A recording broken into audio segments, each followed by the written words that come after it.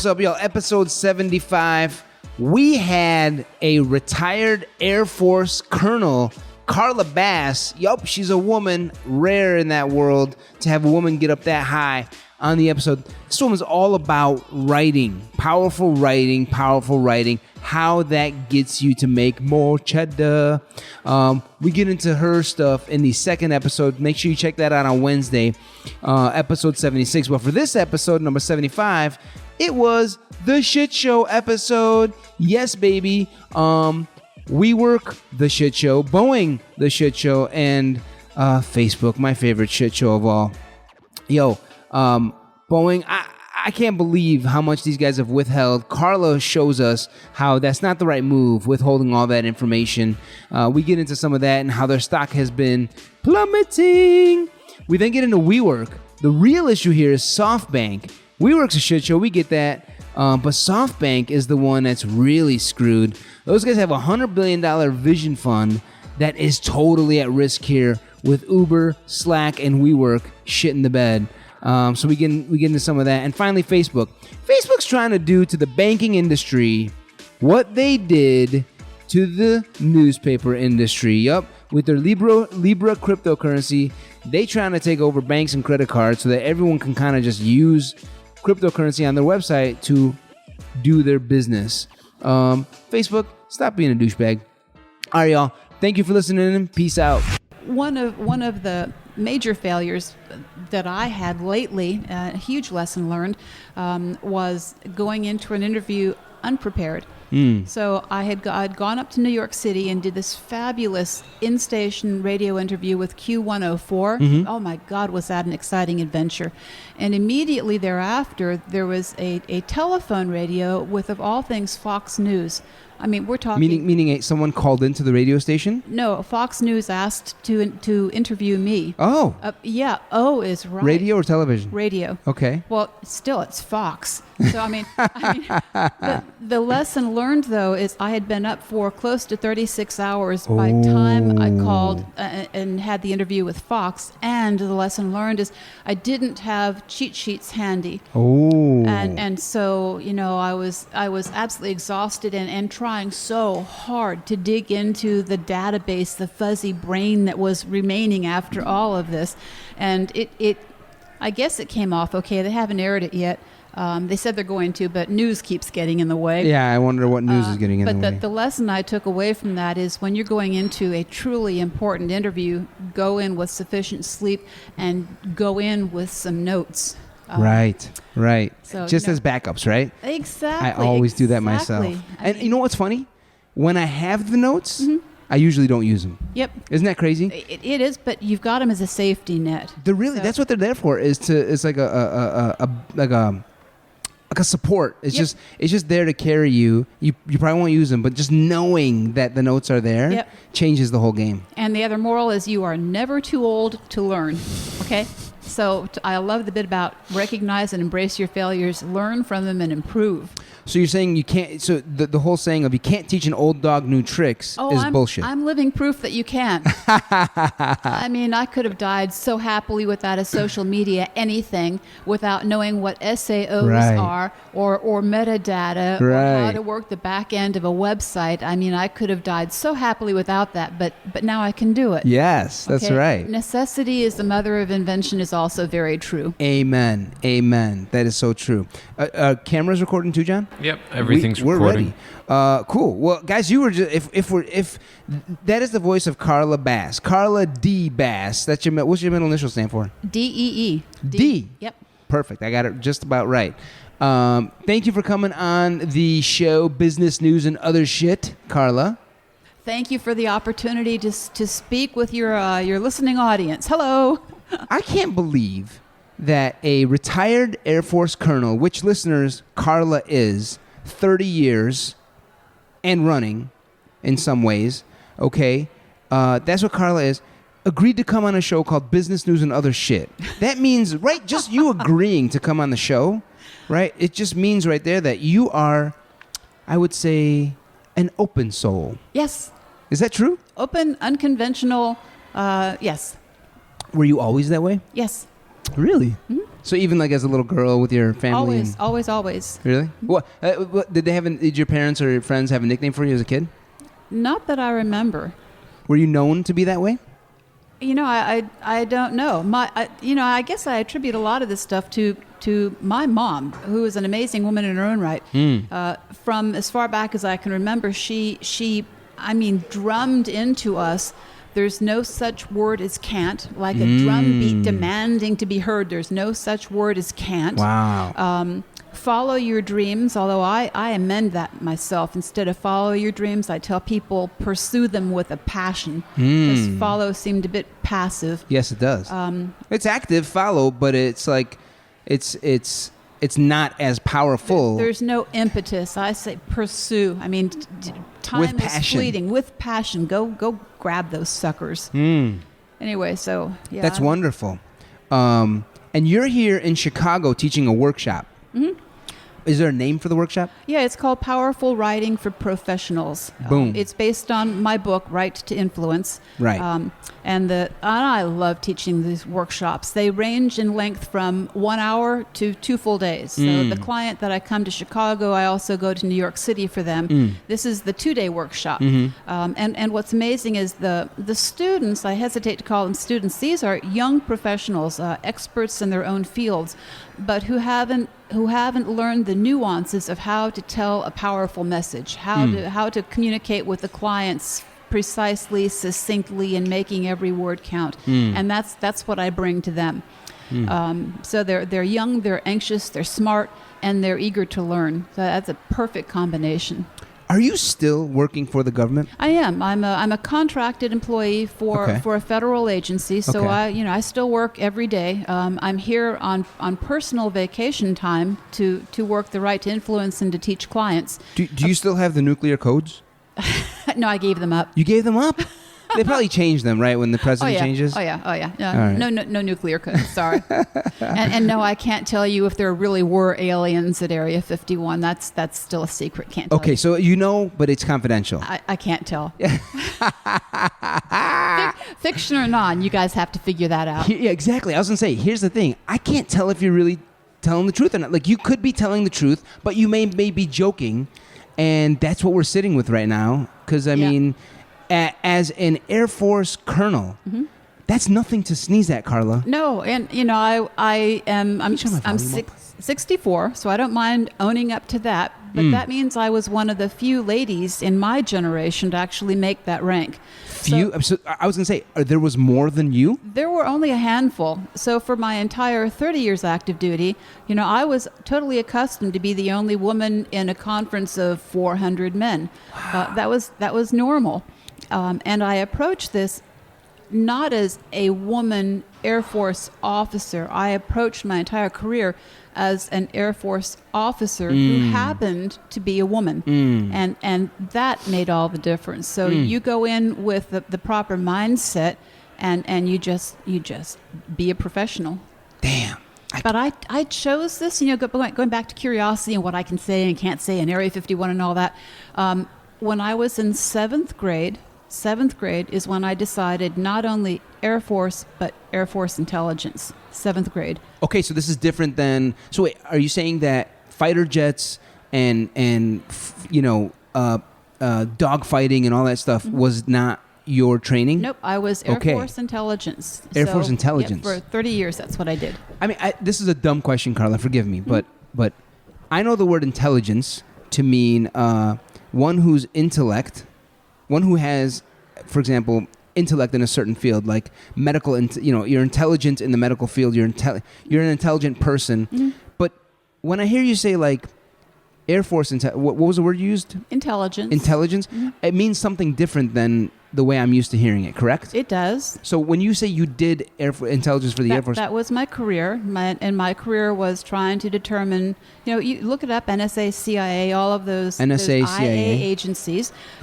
We're all out there trying to determine what the adversaries can do, how they might harm us. The enemies. What our vulnerabilities are, and to protect the nation. So intelligence is gathering information about adversaries or even ourselves where we're vulnerable. No, we don't gather information on ourselves. We don't. It's focusing on the adversaries. Focusing on the adversary. Okay. Mm-hmm.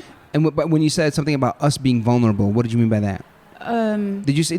Maybe I misheard you. No. That's what I said. Is so I'll take that off the table because we don't do that for ourselves. It's just we try to figure out. Well, it's like any warfare. You know where your strengths are. You know where your weaknesses are. You try to figure out how the bad guy is going to attack you. If you were the bad guy, where would you attack you? Exactly. And try to strengthen those defenses. Got it. That makes sense. Mm-hmm. So you did that. You would collect that type of information. Mm-hmm. Wow. And how it's a little James Bondy. I mean, right? No. No. In this case, it'd be Jen Bondy. No. Carla Bondy. You know what was fascinating about it is it's like any business. There's budgeting, there's executive officering, there's administrative. There are all sorts of different facets to it, which is what made it so interesting. It's almost like a business. It is. That's how you got to think about it. And how I came into this thing, 7th grade, is this is during Vietnam War. My father was also Air Force. He was also an Air Force colonel in intelligence for the last half of his career, and he was in targeting. How many years? He was in for 30 also. We're talking 60 years of the Basses. Yep. Is his last name Bass? Yep. I didn't change it. 60 years of the Basses, supporting our country through through Air Force intelligence. Yep. Wow. Yep. Anyway, so during the Vietnam War, we were in Annandale, which is right outside D.C. He was in the Pentagon doing targeting intelligence, and my mother, God bless her soul, she would wag her finger so often and say, "Carla, don't ask your father any questions about what he does because he can't tell you." And then they installed a secure. And by the way, Carla, this is your mom speaking, of course. Don't ever say can't. Oh, exactly. Don't say can't and don't ask your father questions.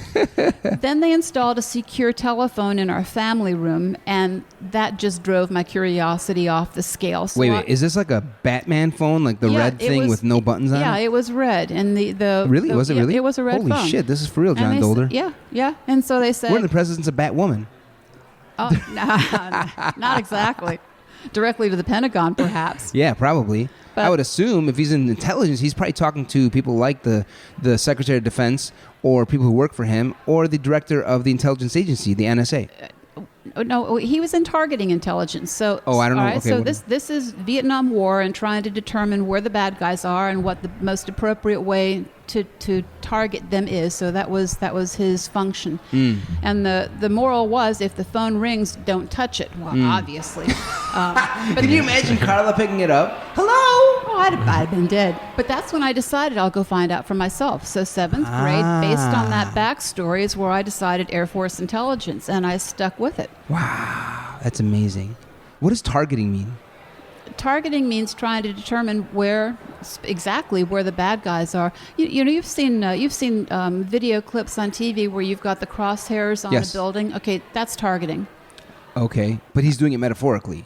Well, he was trying to determine where the bad guys are located, like grid coordinates and all back in those days. Whoa, so actual grid coordinates, okay. Yeah, and then pass that to the people who were responsible for figuring out which weapon was most appropriate to be able to hit the bad guys. Am I the only one finding this absolutely fascinating and amazing? This is astounding. Oh, okay? Are you joking, John? No. This is pretty amazing, right? Yeah, this is... So that was 19... And this is like normal life for you? Yeah, that was like 1960s, targeting intelligence, Vietnam. And you were just a little girl? I was in grade school. Wow. 7th grade, 6th grade. Amazing.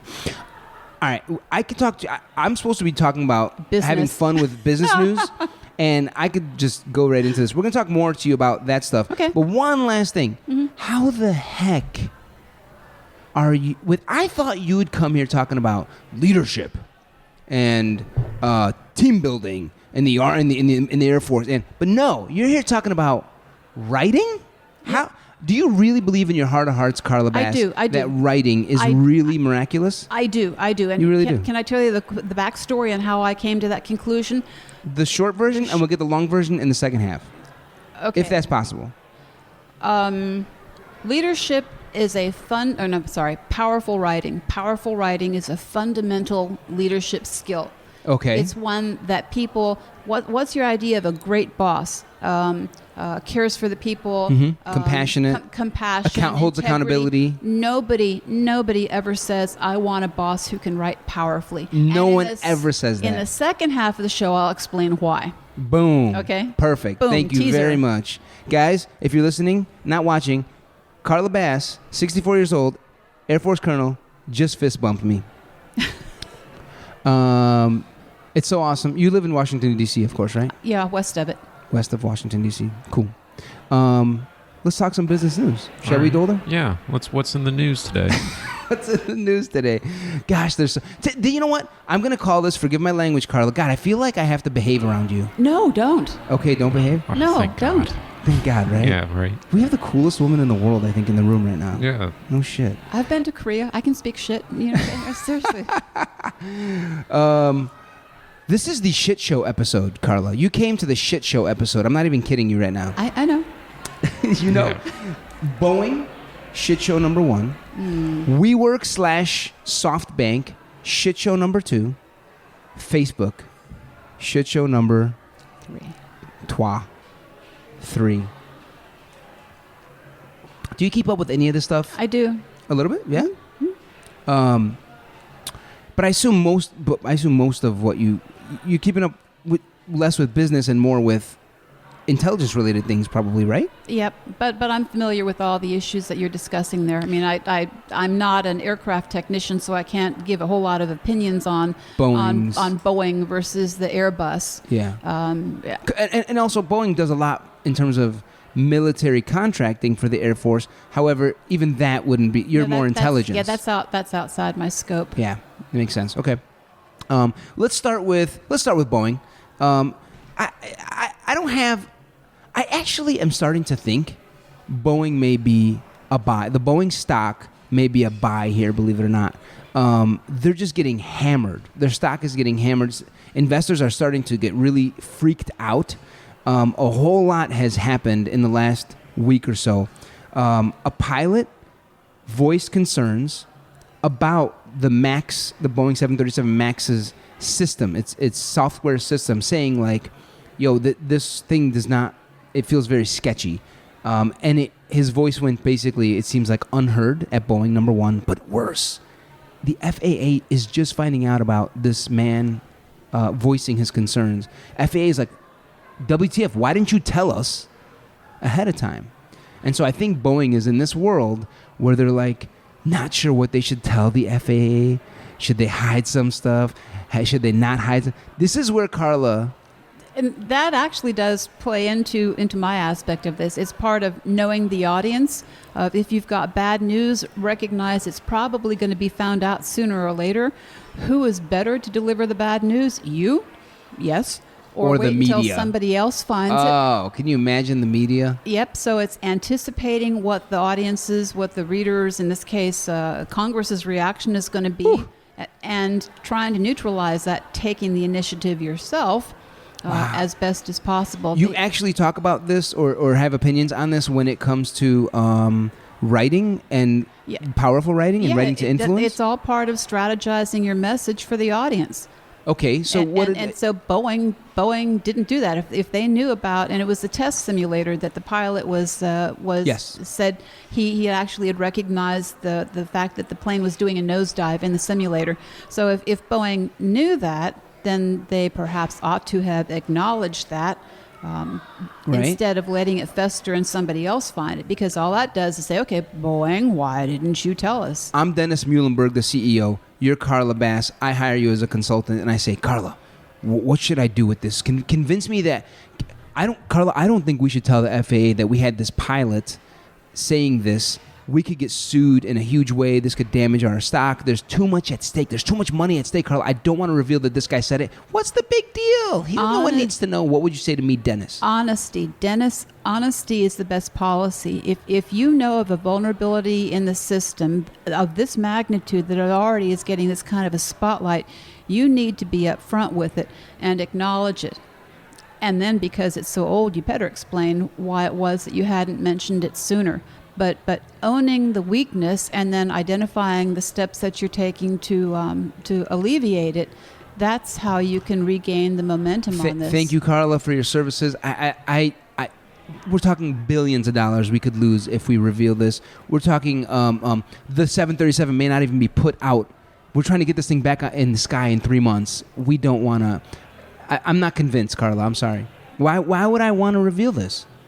Because it's going to come out. Somehow or other, it's going to come out. So you either... Meaning this guy might speak? This guy might speak. Somebody else might know about this. Oh. But if it comes out, and in today's world, good luck on keeping something like that secret, then you're in double jeopardy because A, you knew about it, and two, you didn't confess it, if you will. So you're saying the media and the world will shit on me more because of the fact that I actually knew about it, and so now I'm in double jeopardy, even twice as worse. And actually worse than that, because now your credibility is truly at stake. If you didn't confess this, if you didn't own up to this flaw yourself, what else are you not telling the public? Oh no! So you're saying the public's going to start to ask, what else are they hiding from us? Well, and exactly. It might even delay things even more permanently. Yep, your credibility is at Wow. stake. So Now I'm own convinced. the mistake. I'm convinced. John, can you let the public know that we have a guy who told us the test simulator is damaged? Everyone, the test simulator has malfunctioned. We are working our best to find out what has happened. Please stay tuned. How is my communications director done, Carla? He's doing fine. Good. He's All right. Thank just you. fine. Except it wasn't the test simulator itself that malfunctioned. It was an indicator Oh, that the software on the aircraft. Oh, okay. Was- You're The fired, software. John. You're God fired. You got to get the message right. But your heart was in the right Your place. heart's in the right place. Yeah, I got an A for effort. A for effort. So, okay, what else? So they did fire an executive, Kevin McAllister. He was the head of commercial planes. I think that's their attempt at fixing this, is firing a dude who knows if the guy was responsible. Maybe he was, but their earnings were reported on Wednesday. Stock plummeted.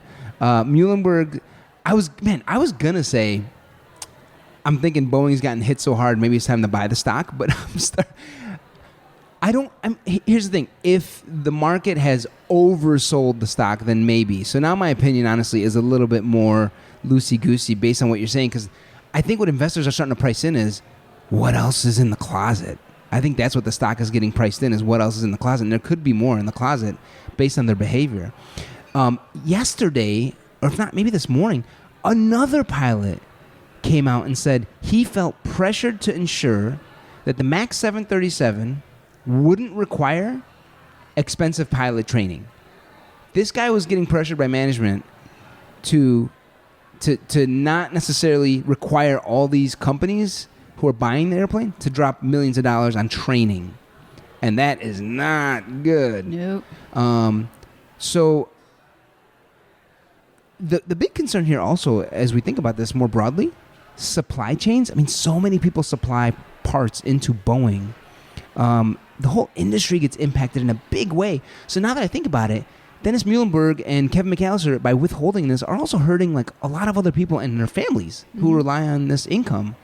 And that is quite sad, I must say. Boeing, you should have hired Carla Bass. I'm not going to lie right now. Right, Carla? What do you think? Well, honesty is the best policy, always has been. That's right, You just baby. have to frame the message right. Yeah, so you're basically saying you can frame it differently than just coming out and saying it in a raw way. You can frame it in a more thoughtful way, right? It's better than not saying it at all. Correct. Yeah, the fear must be from a lot of these guys is well, we can't, if we say that, that'll damage us even more. What they don't realize is, hey, there's a way to say things. Mm-hmm. There's a way to say the truth. And it also gives you the opportunity to show some initiative on how you're going to fix it. Yes, meaning you now not only are controlling the story about the past, you're also controlling the story about the future, and it's more believable. It's more credible. Yep. So you regain the momentum, you regain the power, and you can show the initiative with specific concrete steps that you're planning or have already implemented to resolve the problem that you just surfaced. Right. Would you buy this stock, Carla, if you had, I don't know, let's say $25,000? Not smart enough to answer that question. Sorry. It's tricky, right? Yep. It's gotten hit pretty hard, and I take back my opinion of buying this. I do think investors now are pricing in, oh my God, what else is there? They've oversold it probably. The truth is, they might be right. There might be more skeletons in the closet with Boeing given this issue. So, sorry guys, I'm not ready to say bye Boeing. I need to do a little bit more homework and see what else comes out in the news this week. But I will say, I'm starting to think about, hey, when is the entry for Boeing because of the stock getting hit so hard? I mean, they're a $100 billion company, so I do think they'll continue to be around. All right, that was shit show number 1. Shall we move on to shit show number 2? WeWork. Carla, you will never believe this. I've been shitting on WeWork for well over 6 months. Ad nauseum. Ad nauseum. Yeah. And the way John Dolder just said that with depression laced in his voice is exactly how it felt every time I said it. Sounds like he's getting tired of hearing about the Yeah, you are. WeWork. Right? Yeah, when are they going to go under? Oh, sounds like Yeah. pretty soon. Just you wait. Actually, not necessarily. Oh. It's just been announced that SoftBank Vision Fund, these are the investors that basically fueled the WeWork drug party, is going to be injecting billions of dollars of capital to keep WeWork alive. You know, I love the idea of WeWork. Most people do. Yep. What have you been to a WeWork?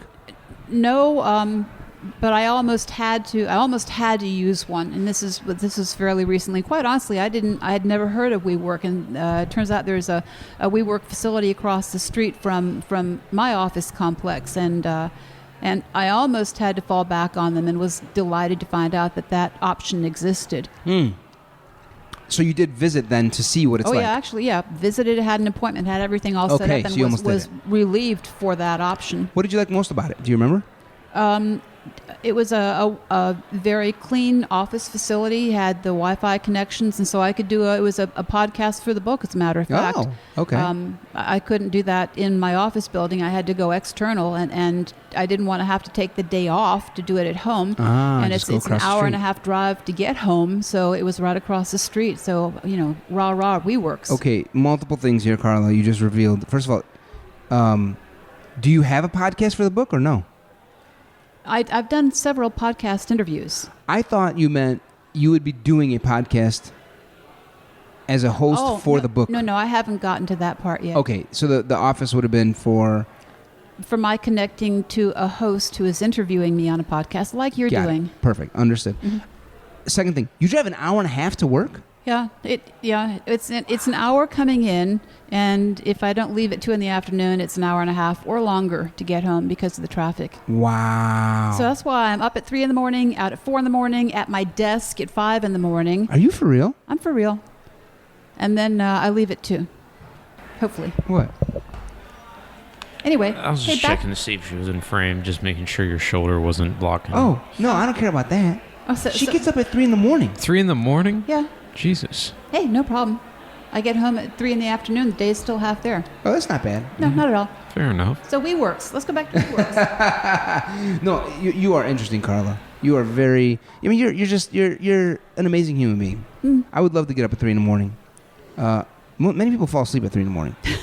No, not I. I'm a pumpkin come 7:30. I've got no nightlife. Wow, I get that.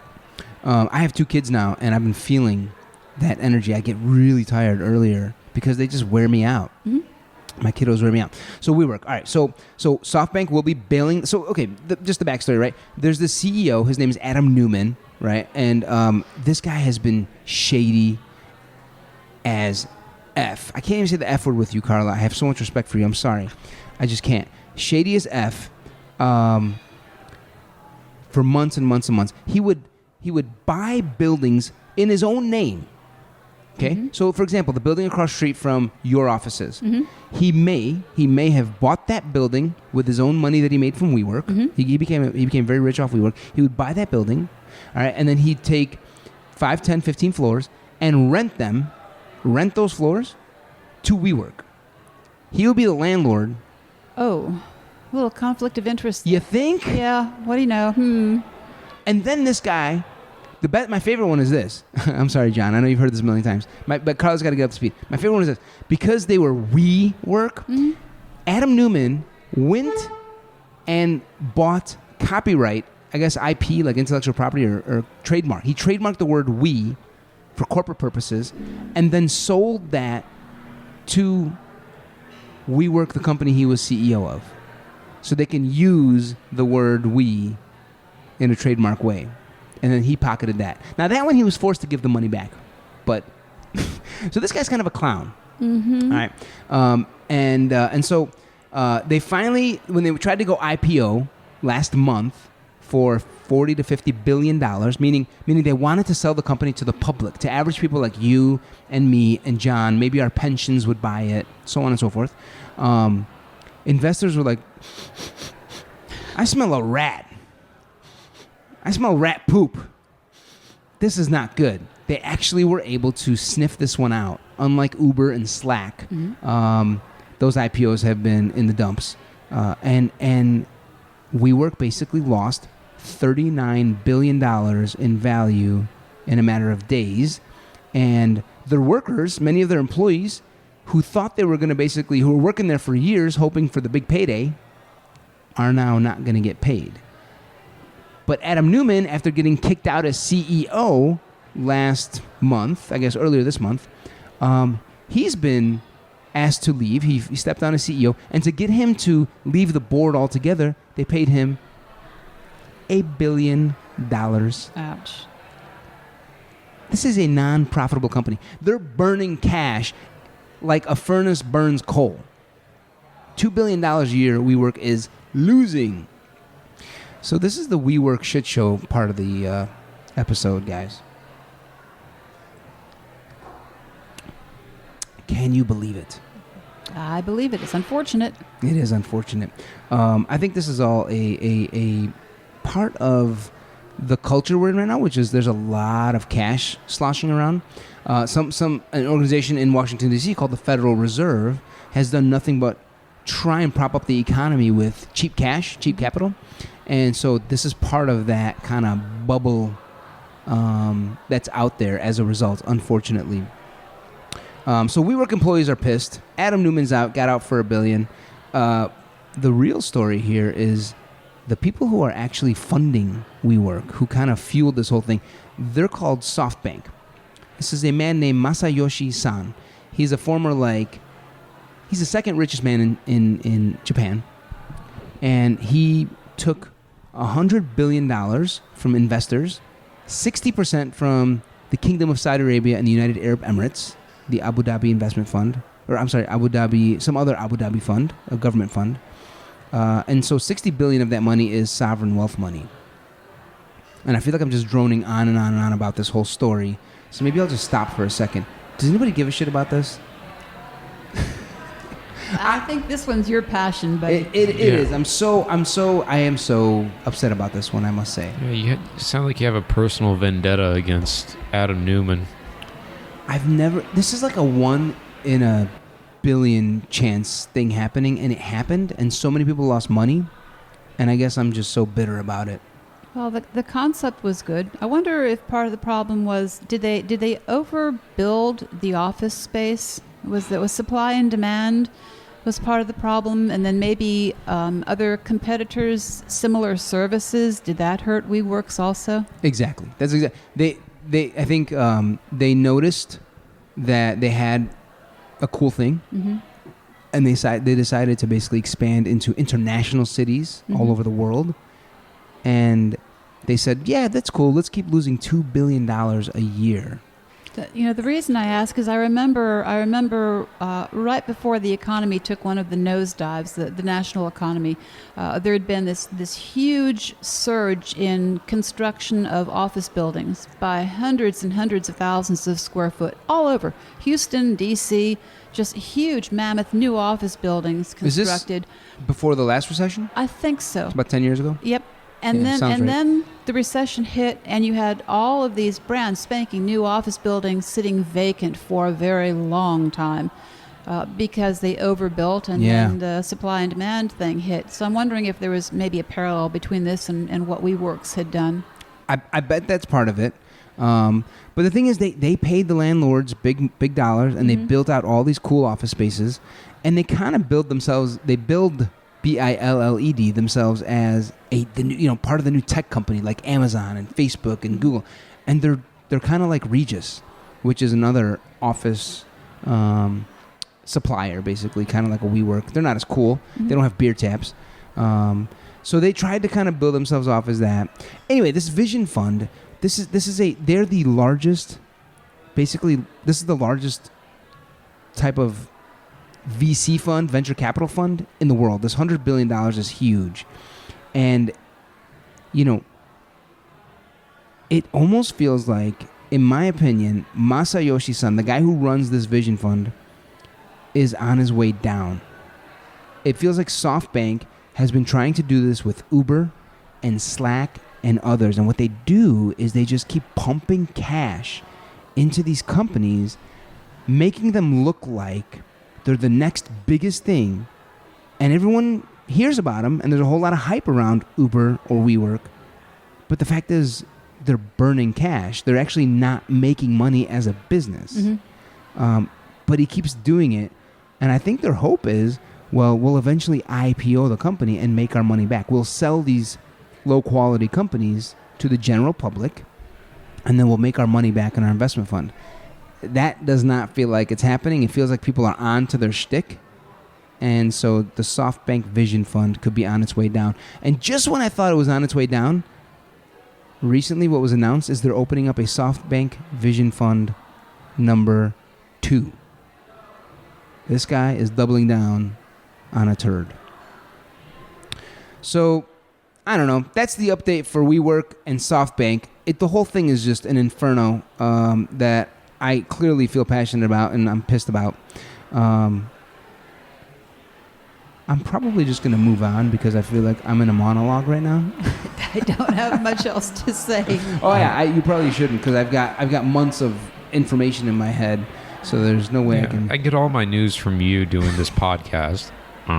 So what's shit show number 3? Shit show number 3, Facebook. This is also a dumpster fire that I like to talk about every month or so. I don't like Mark Zuckerberg. I mean, I'm sure he's a wonderful. Some of the shitty things that have happened to Facebook, I'm sure they couldn't happen to a nicer guy. But I'm sorry, I don't trust him. The most recent thing is he's been at Congress the last few days. Have you noticed that? Yep.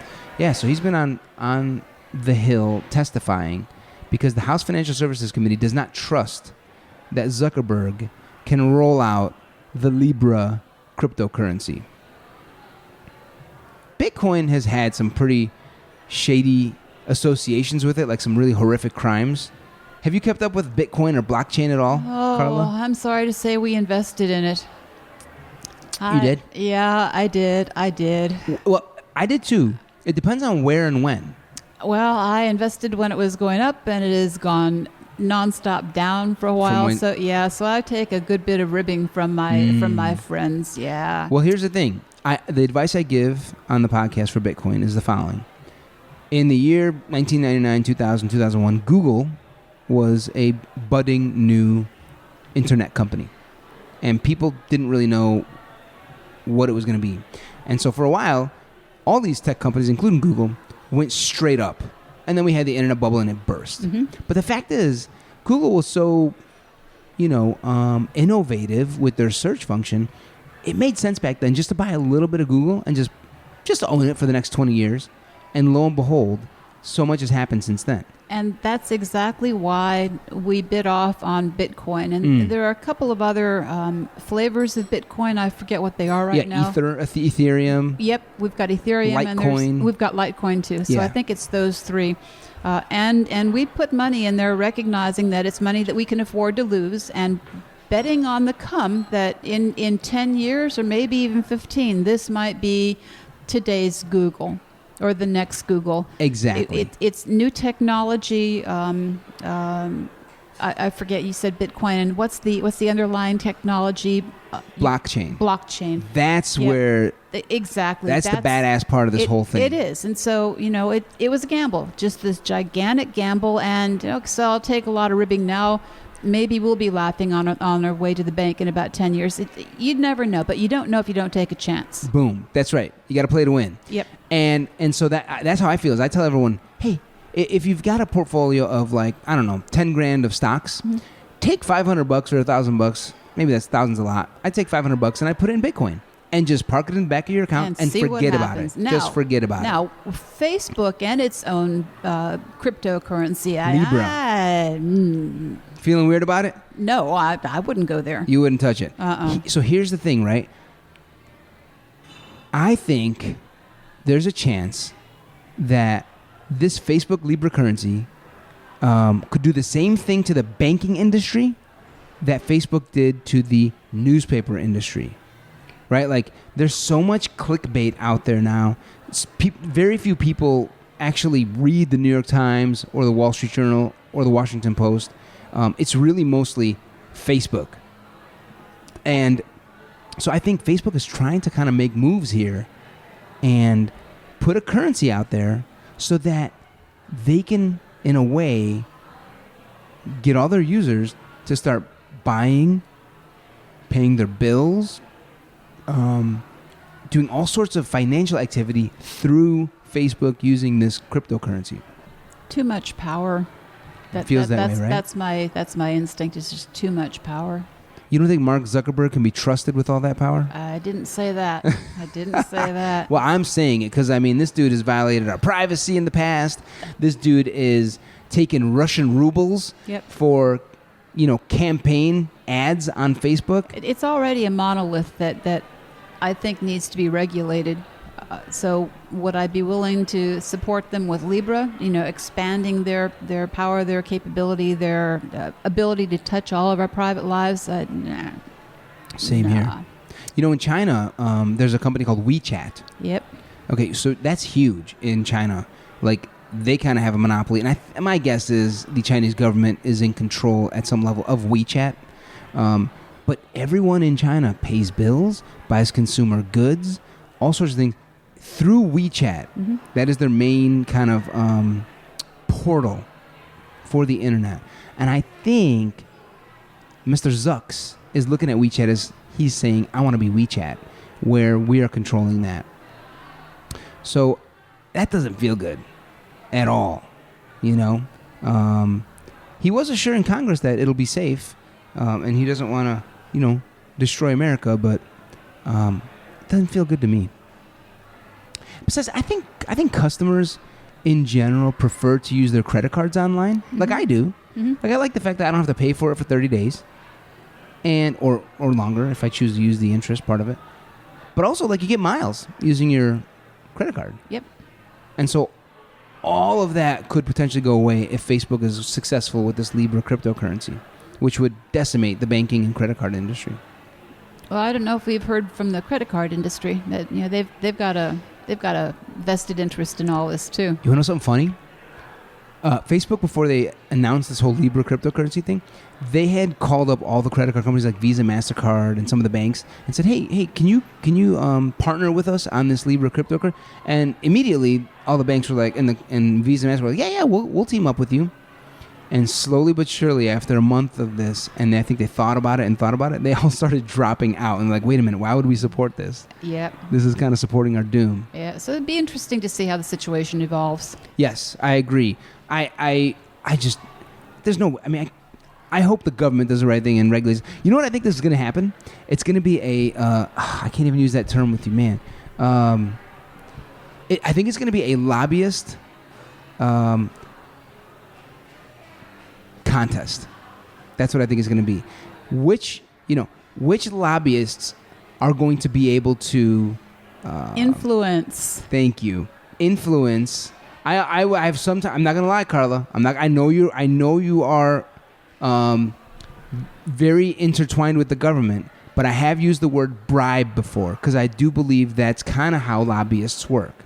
That they're able to use money to give to congressmen and women in order to get those congressmen and women to push legislation that favors those lobbyists despite the fact that it might not serve the entire country best? Well, that would be blatantly illegal. I mean, but no, lobbying is legal, isn't it? Of course it is. Not the bribery part. I'm using that word in an exaggerative way to describe how I see lobbying. So they would never use that word. Do you have an opinion on this? You don't think that some lobbying feels like bribery? I'm not that familiar with what goes on in lobbying, but if you're going to do lobbying honorably and respectively, it all has to do with making your case, making a strong, solid case for whatever your position is, and then lobbying that position. But when you get into payoffs or vacations or campaign contributions, there's a whole set of rules that go with that too. Right. But any kind of payback or gifts, I mean, there's a whole set of rules. Yes. I'm sure that what you can and can't accept from corporations if you are a sitting member of whatever. Absolutely. So lobbying to stay clean needs just to be able to make an influential case, pros and cons, why you should do this. Take me, vote for my position. Right. From what I've learned and read and observed is frequently lobbyists have learned the rules so well that they've learned ways to be able to contribute to people in government in a way where it's still legal. Mm-hmm. And so then it just, to me, I look at some of them like, this is a freaking bribe. This organization or this, PAC or whatever it is, giving money to this congressman or woman doesn't feel right because their basic objective is to push their agenda, which may not be best for the entire country. So I guess my point with that is there's lobbyists for the banking industry and credit card industry, and there's lobbyists for Facebook. And let the games begin, right. baby. Sit back and talk to your let your elected representative know what your particular Yes. opinion is. Send those cards and letters. Call them. Totally. So, man, from a stock recommendation perspective, I mean, in general, Facebook will probably have some success with this. I think they'll probably be able to make progress with this. It feels like, to be honest with you. They are a very powerful company. They have a lot of money.